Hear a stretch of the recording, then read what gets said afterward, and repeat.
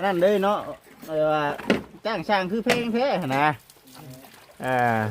ก็ใจช่างมันบ่ โมเพลงแล้วสำนีบ่ได้หาเนาะเปิดผู้จ้างของเราเพลงเฮ็ดประวัติเขาเฮ็ดเอาเบิ่งไปเสร็จไปตรงไหนเบิ่งไปเนาะธรรมดาแล้วสำนีดิแม่นโบก2-3 พา1นะว่าสัตว์บ่1นะเด้เนาะบ่ส่งเนาะเติม1ได้นี่ก็เนาะ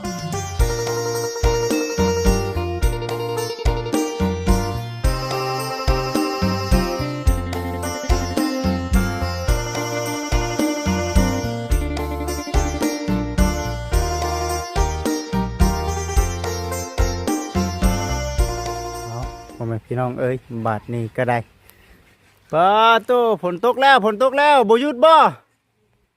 แข่งผลเลยบ่ฮ้อนแบบนี้แข่งผลเลยบ่ฮ้อนแบบนี้เนาะพี่น้องเอ้ยกราบทักทายสบายดี FC เบิร์ดทุกคู่สู่คน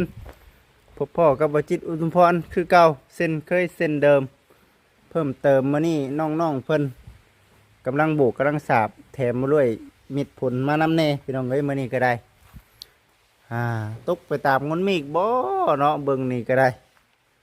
ตกลงมาแห้งๆนี่แม่เนาะพอจะให้ประสงค์ไปหาการอึ่งพี่น้องเอ้ยเนาะกระมาแห้งนี่คือลุลงเลยแม่นบ่อันโบกนี่ยังบ่พร้อมบ่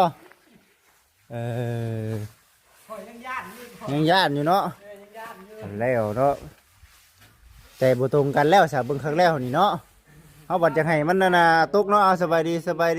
เนาะสบายดีเขาบอกจะให้มันตกเพิ่นบอกอยากให้ตกเนาะสบายดียังเนาะมาตอนนี้ก็ปานบ่มาแล้วศูนย์เปล่าบ่ศูนย์เปล่าได้มาตอนนี้เนาะเชื่อลงคนแล้วรัวลุกมันปานเพื่อนเตะกันตัวแห้งแล้วเนาะพี่น้องเอ้ยตกไปตาม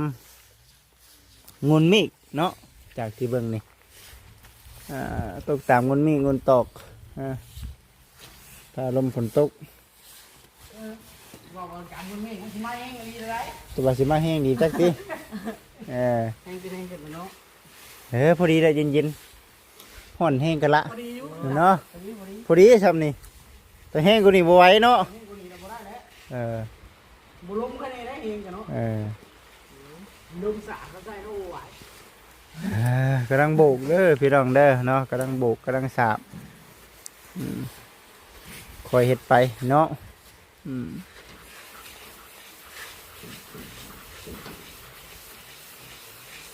ห้อนได้พี่น้องไอ้มันห้อนแห้งดีได้ล่ะอยู่ทางบ้านเฮาได้ตกหักห้อนเนาะตกหักห้อนวันนี้ฝนตกนี่คันเดดลงมาบ้านได้แห้งโง่แห้งคักเนาะลวกเนาะพอแห้งพี่น้องเอ้ยเอาใกล้ได้นี่เนาะเบิ่งดูยังตักฟ้ายังส่งบ่ยังส่งฝาเด้อ FC เด้อเอาอดทนอีกบ่ลนบ่นานคือสิเห็นแล้วเบิ่งนี่ก็ได้หลังจากว่าเรียบร้อยก็สิได้ทาทุงทาสีเนาะเฮือนซันลันเป็นก็สิสวยสดงดงามดังตามที่ว่าทั้งน้องๆเพิ่นอยากได้เนาะจากที่บจิตเบิ่งนี่โอ้คักเนาะอันนี้คืออยู่ในส่วนของการทั้งเพิ่นโบกได้นี่เบิ่งมาให้กับทั้งพ่อแม่พี่น้อง FC มาชมมาแยงก่อนนะเนาะมาแยงอยู่ทั้งข้างนี้ก่อนพี่น้องเอ้ยเพิ่นว่ามาเบิ่งอันนี้คือทางมุมด้านหน้าเด้อพี่น้องเด้อเนาะมุมด้านหน้าของทางเฮือนน้องๆเพิ่นเนาะนี่เด้ป้าโตคือมาสวยงามแท้อันนี้พี่น้องเอ้ยสวยงามเนาะคักมุมด้านหน้าตัวนี้ยังมาทาสีซื้อได้นี่เนาะทาสีเข้าไปนี่โอ้ยกินกันคักปัญญังพี่น้องเลยเขาท่าอีดีเนาะตกพอดีเย็นพี่น้องเลยซ้ำนี่ อการบกเพื่อนการสาบเพื่อนนี่ก็บ่ธรรมดาเนาะยากคือกันเนาะนี่ก็ได้บ่ง่ายเด้นี่ใช้สังแก้วไปใช้สัง ไปเบิ่งหน้าก็ บุกต่อใกล้ชิแล้วแล้วบ่ หน้าเด้อ กับบ่เวียงบ่ ยังบ่ได้ไปเบิ่งเทื่อเฮากัน โอ้กับบ่เวียงบ่ แม่น โอ้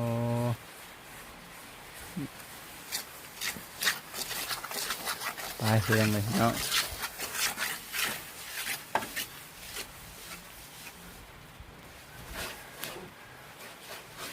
ทรายเนี่ยต้องหอนคักๆเนาะ คันบอลมันบละเอียดซะเนาะเฮ็ดไปพี่น้องเอ้ยเนาะ ไปเนาะ แม่นคอยเฮ็ดไปใครกลัวบ่เฮ็ดเนาะ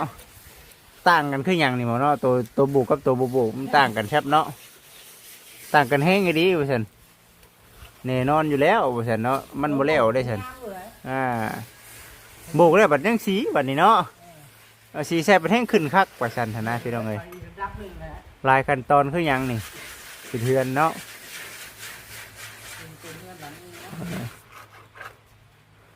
เข้าใจความรู้สึกของคนที่ว่าเอ้ยนั่นเลยเนาะว่าจ้างช่างคือเพลงแท้หั่นนะเข้าใจช่างมันบ่ โมเพลงแล้วสำนีบ่ได้หั่นเนาะ เปิดผู้จ้างคนว่าแพงเฮ็ดประวัติพอเฮ็ด เอาเบิ่งไปเสร็จไปตรงไหนเบิ่งไปเนาะธรรมดาแล้วสำนี้ดิเขาก็บ่ได้ง่าย แม่นโบกสองชามพานึ่งนะบริษัทบ่นึ่งนะเด้เนาะบ่ส่งเนาะเติมนึ่งได้นี่กันเนาะแต่เช้าเพิ่นบ่นี่ก็ได้ น้อย เห็นบ่มันก็บ่ได้ง่ายเนาะ ขาหนึ่งกันบ่ายโมงแล้วแต่ละมื้อบ่ายโมง โบกนี่ก็ใช้เวลาคือกันเนาะเพื่อเฮาเปื่อยขึ้นได้ให้มันแข็งตัวอีก บางมื้อก็2 โมงจังแล้วขาหนึ่งกัน ก็มันนอกจากหลายคนนี่ดีเนาะ แม่นอันนี้มัน2 คนเด้ ก็เอาขึ้นพร้อมกันมันเอาบ่ทันแม่นบ่ แม่นมันเมื่อยเฮาอีก เมื่อยเฮาอีกเนาะมัดทรายเฮาอีกจะได้จิโดดหอนทรายปูน2 คน จักได้ฮอนไซฮอนปูนน้ำแน่เนาะไปเรื่อยๆจะมาเฮ็ดได้เนาะ โอ้เอาสับนั่นแหละเนาะสำเฮาเฮ็ดไร อย่าเฮ็ดเกินแล้วแห้งสูงไว้ เดี๋ยวอันนี้ก็จะเป็นตอนไหนนี่กะว่าตอนไหนนี่ตอนนี้ต้องถามสร้างก่อนได้บ่ ก็น่าจะว่าแล้ว ยังบ่รับประกันเนาะยังบ่รับปากเนาะ เลย คอยเฮ็ดไปเนาะ เลย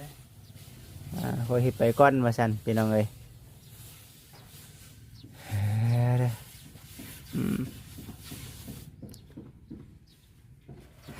ไอ้ยังเอาแต่6 โมง นี่ได้ ต้องลาโมงเช้าได้จะสำนี้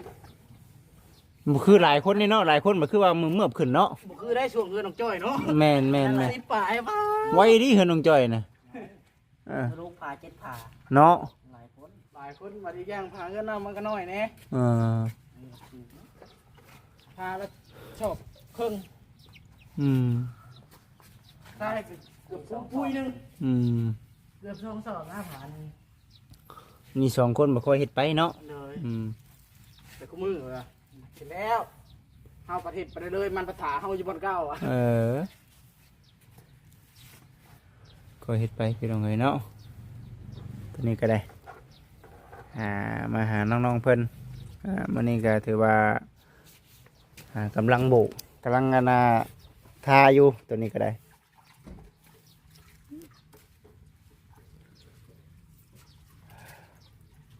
คุณ ห่อนที่เพิ่นเนาะสมเพิ่นแน่อยู่แต่ในรถ เช้าไข่เนาะ ใครในแล้วเช้าไข่กับมาน้ำรถ ไม่อยากให้มาน้ำปันไดได้พี่น้องเอ้ยเนาะรถที่ล่างเนาะ แม่ ไก่ ไปไกลเด้ เหมือนไก่บัดโคกับบ้าน โอ้ยไกลเติบเนาะ เฮาบ่จักบ่เคย บ่เคยเห็นบ่เคยเข้าเนาะ เลย น้องฉลาดเคยเข้าไปอยู่เนาะ ตลอด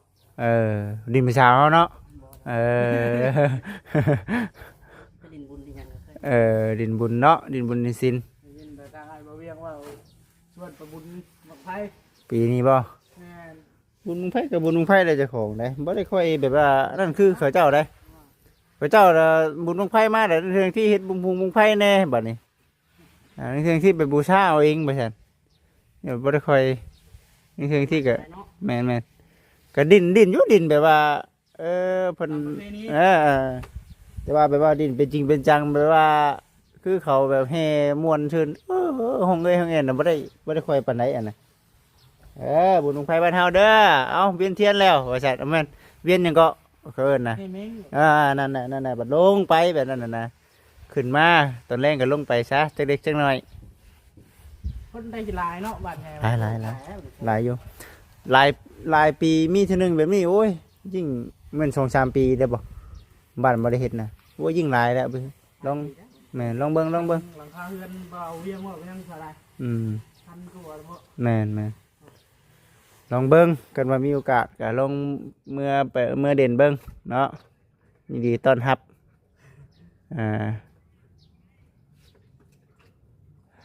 เด้อคนหลายวัน มีเนาะเห็นเวียกซุมื้อ เวียกงานเฮาเนาะ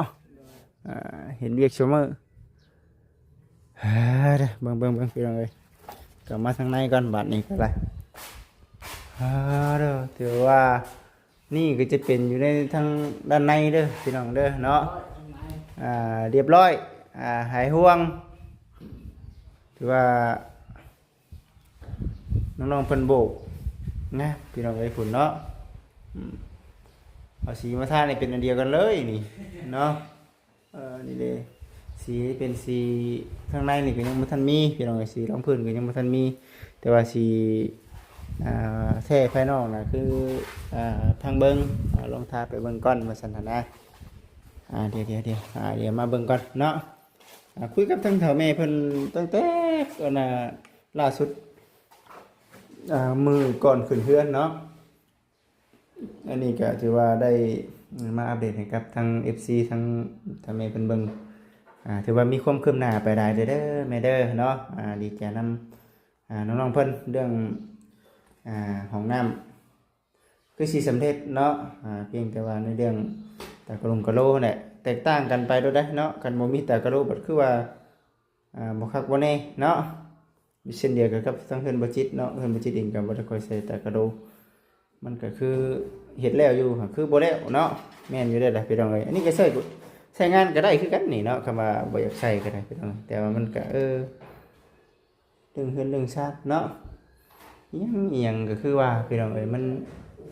บ่พอนะเดี๋ยวจังหน่อยเอาอันนี้มาใส่นะมันบ่คือเด้อกันบ่มีอันนี้แบบนี้นะพี่น้องเอ้ยเฮือนสันดันแป้นนะเนาะ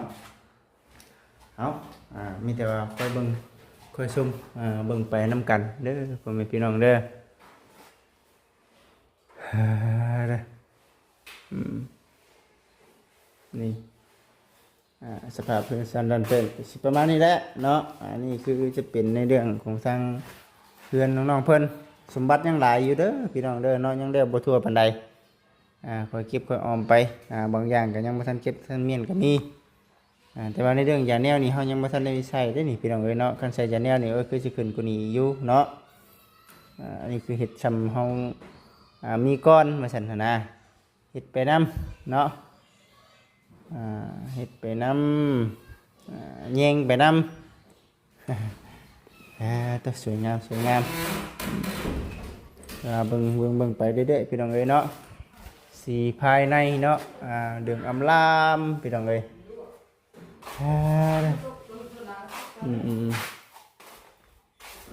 โอเค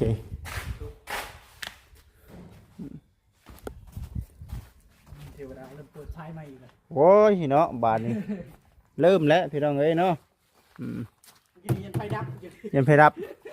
วิแล้วบ่จิตว่าไปตามงูมิกนี่ซื่อพี่น้องเอ้ยเนาะแดดมาอีกแล้วเนาะ บ้าเด็ดมันบ้าเด็ดจิจูพูดเลย เอ เนาะ รถบ่จิตก็พอดีเลยเนาะ เฮ้ยเด็ด พี่น้องเอ้ยเดี๋ยวสิเข้าห่มดอกบ่ได้เนาะ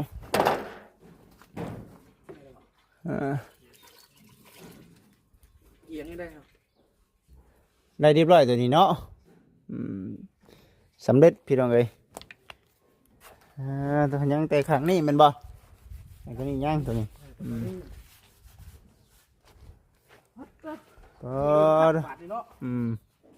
ดื่มหูดื่มตาคักแท้อันนี้เนาะ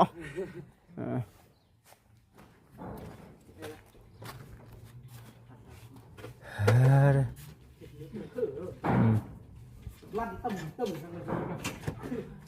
มันห่อนเนาะจนดันเนาะเบิ่งเด้อเนาะมันผูดน้ำผาดเลยเจ็บหัวคือกันง่ายก็ได้โอ้ว่ะเจ็บงอนนี่นะ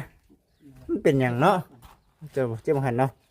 นี่เจ็บงอนอันนี้ว่านอนขึ้นนี่ก็ว่านอนไวอยู่เมื่อคืนลืมกินยา2 มื้อเลยนะ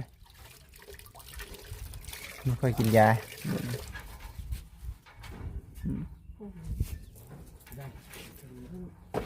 ห่างมาจ้ะ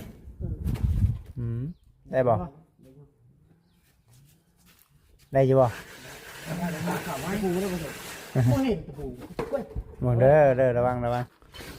กับปู ระวัง เลยอยู่กับปู โอ้แหมแท้นี่เนาะ เห็นบ่จ้าจะขี่สั่งเล็กตัวเล็กเนี่ยเล็กบอกของเราขี่ ยังอเล็กยัง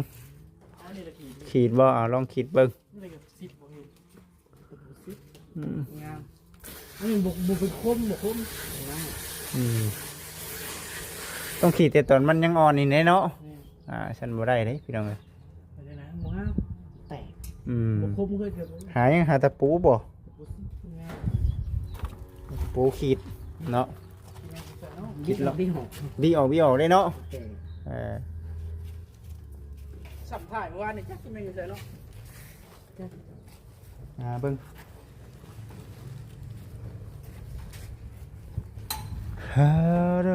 แดดคักแดดแน่ดีพี่น้องเอ้ยเนาะ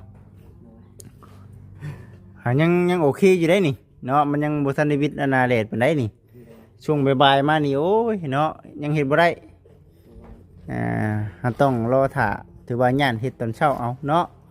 ย่านเฮ็ดตอนเช้าแล้วก็ตอนแรงเอาพี่น้องมันจังเฮ็ดได้8 โมงแล้ว8 โมงนะ ปอตัว 2 สอบครึ่งความหนาของมันนะ ปอตัวนอนสุดยอดแท้นี่เนาะถือว่าคำเฮ็ดตอนแรกก็คือค่ำๆเลยนะจังแล้วเนาะ ชั่วโมงง่ายตัว โอ้พักเที่ยงได้น้องเอ้ยเนาะกินข้าวกินน้ำได้จะหน่อยนี่เนาะ เพราะว่าแล้วอยากข่าวจุดสั้น อยากบ่จะกินข้าวเศร้าแล้ว ก็เช้ายังบ่ได้กินบ่ปอตัวเนาะเบิ่งสิกินรอบที่2ได้นี่เนาะ ตื่นมากเลยเฮ็ดเรียกเพิ่น ทั้งนี้สิกินรอบที่2แล้วยังว่าบ่ได้กินข้าวเช้าอยู่เนาะเบิ่งเด้อระวังเด้อเนาะระวังกระเพาะขึ้นเนาะ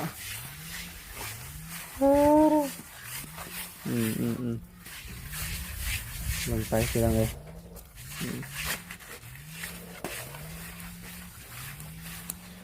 ผมมันก็เริ่มทำหาแล้วโอ้ยต้องห้อง คือว่าหูจักแท้ๆได้ดิ โอ้ยเรื่องมันน้องมาได้ ได้คันคำหนึ่งกับสมคำหนึ่งได้คันเพิ่นได้กินได้เนาะเพิ่นได้กินคำหนึ่งกับสมคำหนึ่งเราได้พี่น้องเอ้ยเนาะเราจะเห็นมันแล้วก็จะกิน เดี๋ยวบ่ล่ะสิเดี๋ยวบ่ ถ้าป้าบางกระแข็งมันอยู่ไรให้เมื่อยมันมาแข็ง คำแข็งให้เมื่อยเนาะ ตัดลงเลยถูฟองนี่บ่ได้เลย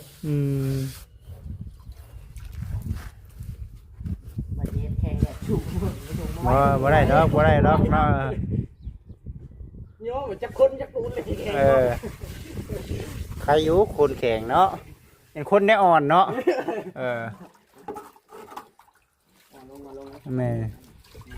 มันชั่วข้าวแค่ไหนแล้วขนาดเห็นหุ่มแต่ยังไหลสดคืออะไรวะแม่บ่ายโมงไวอยู่เนาะบ่ายโมงไวเนาะเพราะว่าบ่ายโมงอ่ะ12 โมงฮ่ามาหูนะเนาะ ตาลายแล้ว ทั้งหูทั้งตาลายแล้วบัดนี้ จะมือเซ่แล้วบุกเต็มที่เรื่องเอาให้มันได้ตัวนี้เนาะแล้วก็กินข้าว พักเที่ยงเป็นที่ดังเลยนะกำลังบุกกำลังแน่นอยู่น้องสลาดกับมาส่งที่ดังเลยกำลังแข่งกับเวลาอยู่แข่งกับท่องแข่งกับใส่กันพร้อมแล้วที่ดังเลยเนาะอยากจะได้ใช่เนาะเป็น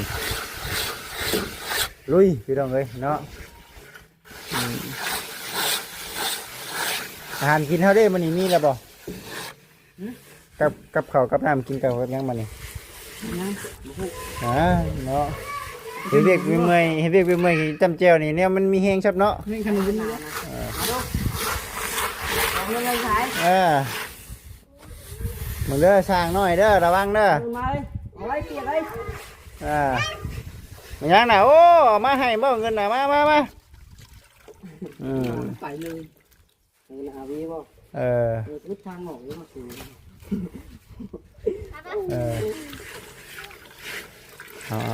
สู่สู้พี่น้องเลยเอาเดี๋ยวเอารถเข้าไปไว้โฮมก่อนเด้อ